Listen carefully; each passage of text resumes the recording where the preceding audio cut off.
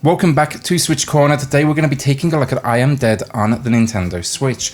It's the latest title from Annapurna Interactive. The question though, can it reach the levels so many of their past titles have? So think like Sayonara Wild Arts, Telling Lies and Donut County. Well, with that luck, hit subscribe if you love the Switch as much as we all do here. Join our growing family and let's get started.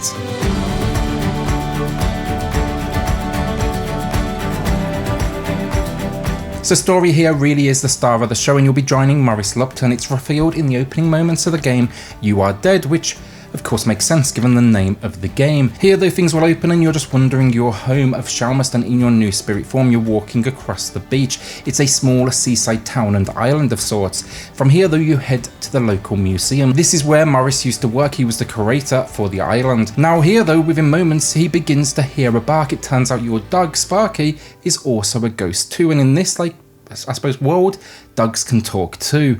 Here though begins the adventure. Sparky basically tells you the island's dormant volcano isn't going to remain dormant for much longer unless you can find and recruit what is known as a new protector for their island, and there begins the fun. Visit the local dead population and ghosts and see if they want the gig. Really enjoyed the story though. The design is very much that idea of one overarching story, but then lots of small tales contained within.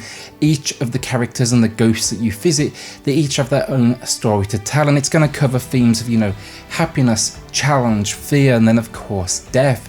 If I could sum this one up, it's not epic, but it still feels important. The message contained, it lands, and it kind of gives me that vibe of if Wes Anderson wrote a video game, this would probably be it.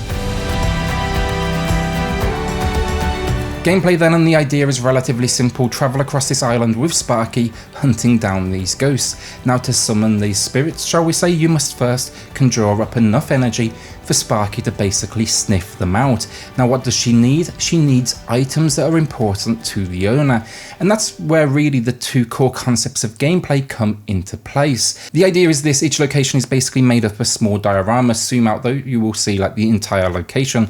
Let's take the opening lighthouse for example. You can freely rotate around each floor, but then you can also move up and down before you choose which room you want to focus in on. The first part of gameplay though, find individuals or animals or even robots in fact that have some sort of memory linked to the ghost you are tracking, represented by simple bubbles floating above their heads.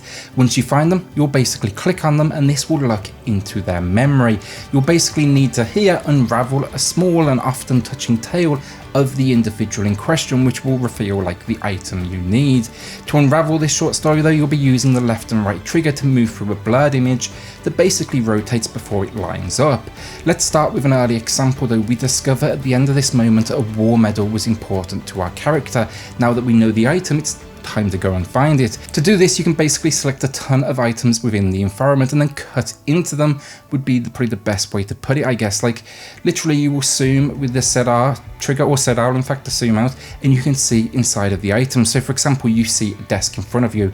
You can't physically interact with it, so you can't open the drawers, but you can zoom in. You see inside the drawer. In the drawer is a box. You select it, you zoom in on what is inside the box, and so on. There's a ton of items in this world to find though, and while yes, there's definitely 5 core items linked to each character, doesn't mean it's not still worth looking around, because there's a ton of small details and Easter eggs all over the place.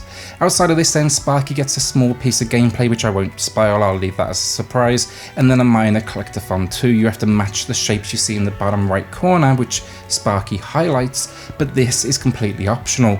This game has been designed, like its lead character, to be most rewarding though for curious individuals, those that want to explore and look in each and every corner. Over the 5ish hours I spent with it, and I took my time, I enjoyed it. The curiosity was enough to hook me. The mechanic, simple but effective, and it's never out to confuse you for too long.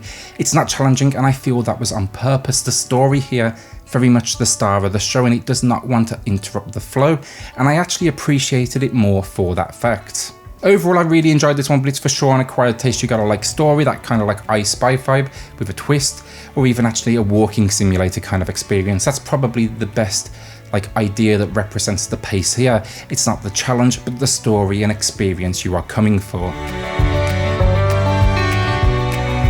Visually then, the eccentric cast of characters is matched by the bold and frequently beautiful visuals. It has this low detail style to most items, but it still manages to capture detail in the image, so you can always make everything out. That whole like cutting in and out, zooming in mechanic as well, I'm sure a whole lot more complicated than you might expect to find like items within items. Loved the visual style though from the eccentric character design, which I would describe probably as like, you know, like a low poly look to it all. But you're going to see like the locals, the wildlife, the high streets, the parks. I just think the entire variety of it all really makes it stand out. We even then get this topped off with some minor 2D elements like diving into someone's memory and like unraveling those memories, or Sparky who pops up in the bottom corner of the screen.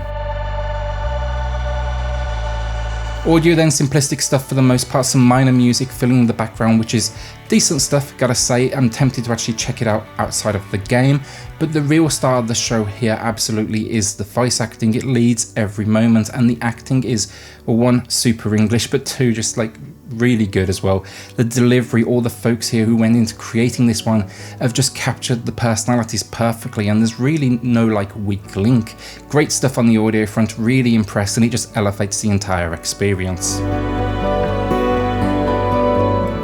So the final verdict, I Am Dead is an acquired taste. In the opening 15 minutes, the game will give you everything on a gameplay front it has to offer, and then basically ask you to come along for the ride, which took me all in all about 5 hours, but I'm sure like if I had rushed, I could probably wrap this up in maybe 3. What do they want to hook you though? The story. What this game really is lots of little character studies with an overall save the island theme simply to connect them.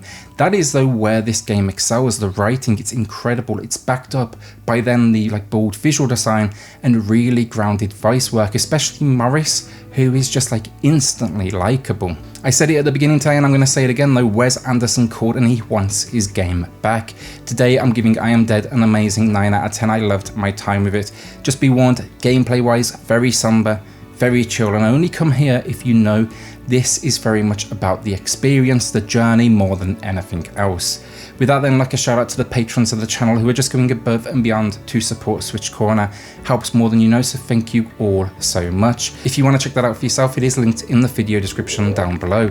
Then hit subscribe if you love the Switch as much as we all do here. Join our growing family, and I'll see you all on the next video. Thanks everyone.